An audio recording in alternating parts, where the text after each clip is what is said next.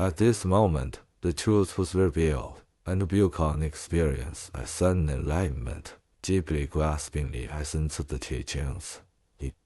He earnestly memorized the mantra and expressed his profound gratitude to his master with a bow. Then, he exited to the back gate to observe his surroundings. He saw that the eastern sky was faintly tinged with white, while golden rays shone brightly in the west. Returning by the same path, he quietly approached the front gate, gently pushed it open, and sat back in his original sleeping spot. The others were still fast asleep, entirely unaware that Wukong had achieved a great milestone. That day, he went about as usual, mingling with the group while secretly maintaining his practice. In the hours before noon and after, he adjusted his breath and cultivated in silence. 3 years after taking in Wukong as a disciple, the patriarch ascended his sacred throne to deliver another profound teaching.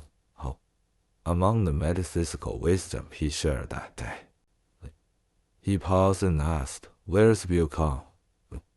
Wukong stepped forward and knelt, saying, "Disciple is here." The patriarch asked, "What have you been cultivating recently?" Wukong replied confidently, "I have gained clarity in the nature of the Dharma, and my foundation is now firm." The patriarch nodded but warned, "While you harmonize your spirit and body, you must prepare to face the 3 calamities. These trials are inevitable for those on the extraordinary path you have chosen." Confused, Wukong asked, "Master, I've heard that with great virtue and cultivation, one becomes as eternal as heaven itself. How could there be such calamities?" The patriarch explained, "Your path seizes the creative powers of heaven and earth. Once your elixir of immortality is complete, it will be rejected by the natural order. After 500 years, a lightning calamity will descend. You must have clarity of mind and insight to evade it, or it will end you. Another 500 years later, the fire calamity will come, known as fire. It rises from your souls, burns through your body, and destroys your organs, reducing all your hard work to illusion. Finally, after another 500 years, the wind calamity will arrive, called the blade wind. It penetrates your crown, destroys your internal organs, and dissolves your body entirely. Only by mastering these dangers can you ensure your survival." Hearing this, Wukong was terrified. Bowing, he pleaded to him, "Master, please teach me the method to evade these calamities. I will never forget your kindness."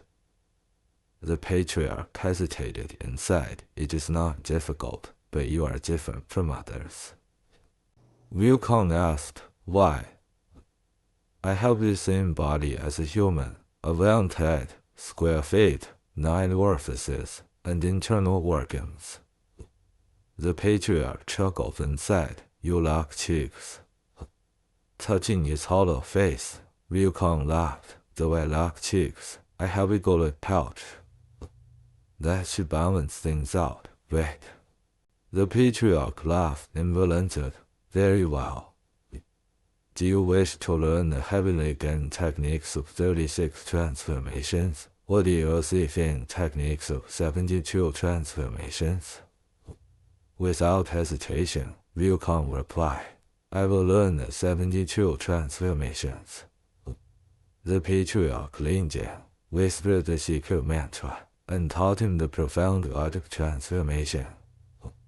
Being exceptionally gifted, Wukong quickly mastered the earthly techniques, achieving incredible abilities to overcome challenges. This tale reminds us of the trials we face on the path to greatness and the resilience required to overcome them. Like Wukong, may we all have the courage to seek mastery and the wisdom to adapt to life's inevitable challenges. One day, the patriarch and his disciples were enjoying the evening scenery outside the Cave of Three Stars.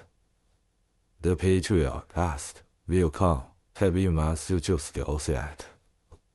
Wukong replied, "Thanks to Master's boundless kindness, I have completed my training and can now ride the clouds and ascend to the heavens."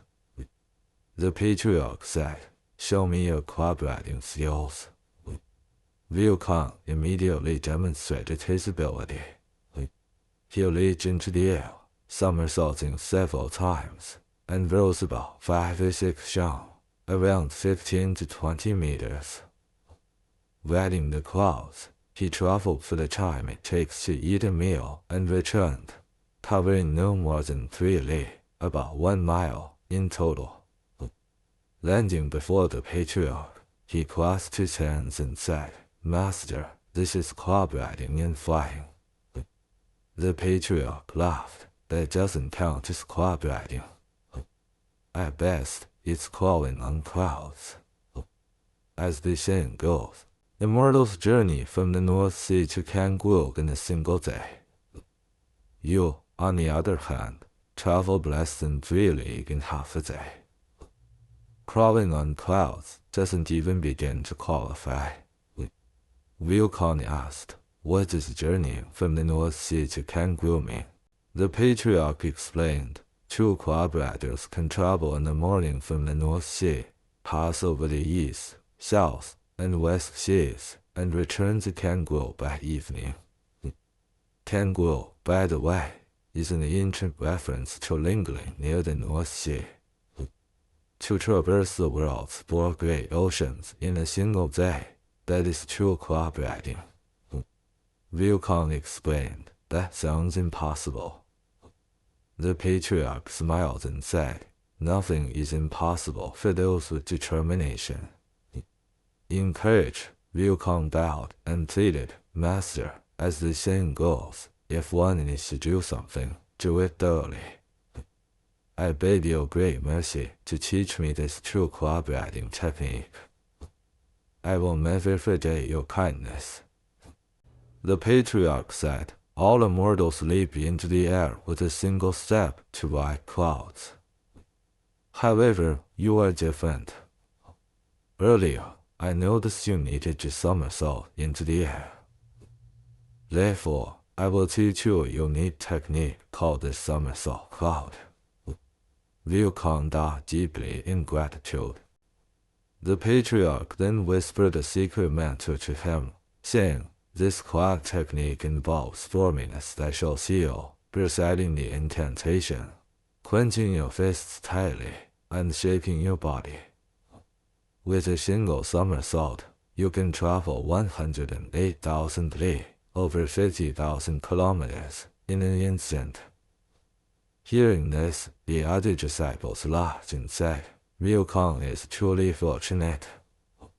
With this skill, you can work as a messenger, delivering documents and letters. No matter where, you'll always find a way to earn your keep." As the evening fell, the master and disciples returned to their caves. That very night, Wukong practiced diligently, perfecting the somersault cloud technique. From then on, he enjoyed unrestrained freedom, living a carefree and eternal life. One day, as spring turned to summer, the disciples gathered under a pine tree and conversed for a long time. One of them asked, "Wukong, what kind of destiny allowed you to gain such extraordinary skills?" "The other day, we saw the master whisper a secret message to you for avoiding the 3 calamities. Have you mastered it yet?" Wukong laughed and said, "To be honest, brothers, it's thanks to the master's teachings and my tireless practice day and night. I have indeed mastered those techniques." The disciple said, "Since the timing is perfect, why not show us? Let us see your skills." Wukong, eager to show off, perked up and said, "All right, brothers. Suggest something for me to transform into. What shall it be?"